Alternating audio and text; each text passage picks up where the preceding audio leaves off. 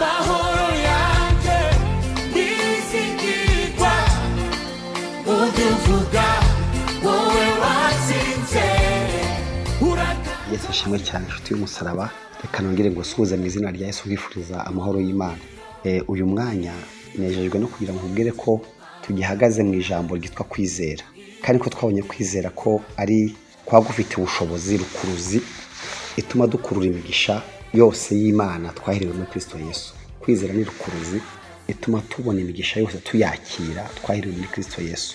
Kwizera ntabwo guhinyura ko nta ntambara zihari cyangwa ibibazo, aho kwizera gutuma dutangaza intsinzi mu gihe tutarajya kurwana. Ubwo nibyo Goliyati byamubayeho na Dawidi yatangaje intsinzi kandi Goliyati akiri muzima. Bituma rero tubwira ikibazo ko ntacyo tuza kuba. Kwizera ntabwo kwizera ntikujya gukorayo ntayerekwa. Umuntu yaravuze ngo niba ntayerekwa ufite ntabwo ukeneye kwizera, udafite intumbero cyangwa icyo ushaka, kubera ko amaso asanzwe y'umubiri ari ibintu uko biri, ariko y'umwuka afata ibintu akabigira uko bigomba kumera. Twebwe iyo turi mu mwuka dufata ibyo turi kureba tukabiha, donc ibyo bita invisibility, ibintu biri invisible, ibintu utabonesha amaso asanzwe, ukabizana bikaba ibintu bigaragara. Noneho amaso yacu yo afata ibintu akabibona uko biri cyangwa akabona no ko bitari bitewe n'uburyo umuntu abirebyemo. Ariko ubu tuvugana nkubwire ngo umuntu wese ukeneye kwizera akeneye n'iyerekwa, iyerekwa ry'ibidashoboka mu isi isanzwe, ariko bishoborwa n'umuntu wizera. Niyo mpamvu Yesu yavuze ngo byose bishobokera umuntu wizera.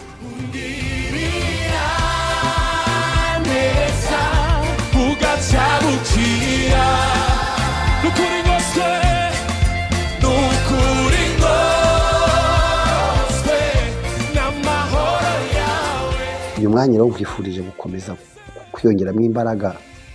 Uzasome Zaburi 4 umurongo wa 7, haravuga ngo bagenda bagwiza imbaraga, umuntu wese muri bo aboneka mu maso y'Imana i Siyoni. Ntushobora kugwiza imbaraga utagira kwizera. Tuhagize imbaraga utazi icyo ushaka. Buriya Yesu akunda abantu bazi ikintu bashaka. Nujya no gusenga uzajye wibaza ngo urashaka iki, kuko uzasome Bibiliya uzasanga Yesu yajyaga abaza abantu ngo murashaka ko mbagirira nte. So uko Yesu yewe ikibazo cyawe, ariko ashaka kumenya ngo mu byo kuri icyo ushaka ukizi, kuko bigenze gutyo icyo ushaka ukizi niyo gisubijwe ubasha kubimenya ukanashima ukavuga uti mfite icyo nasengeye. Numva ni hana twatangaho urugero, yarakeneye umwana w'umuhungu, nta mwana yagiraga ariko ahitamo umuhungu. Ku Bayuda rero iyo wabyaraga umuhungu hari bavuzaga ihembe, icyo bita hari impanda yabaga ihari, bajyaga bavuza impanda zitandukanye bashaka nko gutanga amakuru y'icyabaye. Hari ihembe bavuzaga hari uko havutse umuhungu, hakaba hari ihembe bavuza himye umwami, hakaba hari ihembe bavuza ari uko ku rugamba bagiye kurwana habaye intsinzi. Babaga bafite rero amahembe menshi. Noneho rero niyo mpamvu Hana azagenda akavuga ngo umwana w'umuhungu, ibyo ntabwo abikora ku mwana w'umukobwa, ariko uyu uvuga ibyo nta n'umukobwa agira. Ariko ntabwo yavuze ngo mana ngo upfe kumpa ngo umwana n'umwana, kandi nkuko umwana n'umwana. Ariko mu gihe yari arimo tahembe bavugirizaga umuntu wabyaye umukobwa. Kwizera gutuma rero umenya n'ibintu bigezweho, umenya n'ibintu byahesha Imana icyubahiro.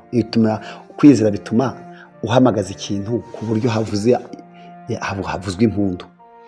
Njya mbwira abantu ngo kugira ngo usabe Imana ibintu bitoya, wisaba binini yashaka ntibiguhe, kuko birababaje kumva wakwicara ugafata akantu k'amafuti ukagasengera wizeye, ukavuga ko ari ko Imana imeze. Si ko Imana ingana.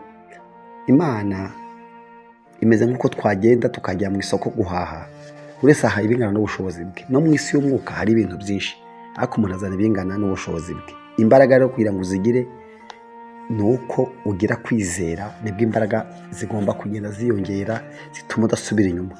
Umwanditsi yavuze rero ngo bagenda bagwiza imbaraga. Ni ukuvuga ngo abantu b'iki gihe bagenda bagwiza imbaraga cyangwa zigenda zishira, ariko wowe tubana uko wumva ijambo ry'Imana umunsi ku munsi, ijoro, amanywa, igitondo, ariko uzajya wisuzuma kugira ngo uko iminsi mibi irushaho kuza isange wowe ugenda ubwiza imbaraga.